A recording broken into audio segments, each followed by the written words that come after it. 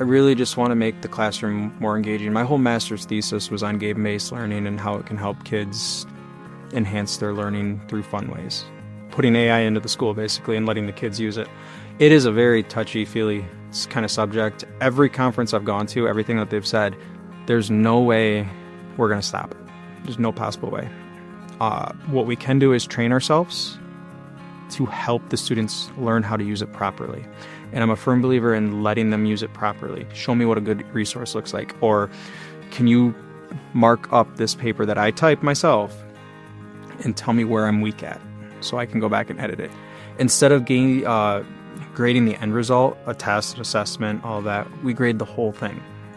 So how are they working on it? How much time do they spend on it? How many questions do they have?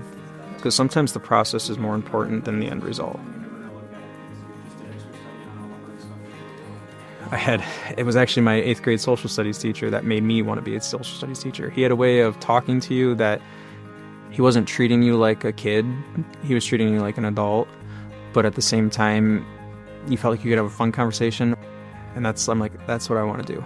I loved history. I still do love history. But it's fun for me. I get to be a kid at heart. And that's probably one of the most important things to me is you never truly work if you enjoy what you do.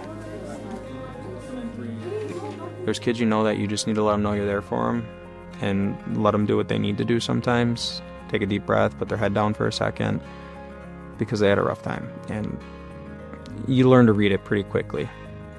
Also feel very comfortable to come and see me if they have any issues, which is also going back to I'm showing them I'm there for them. They know I'm there for them.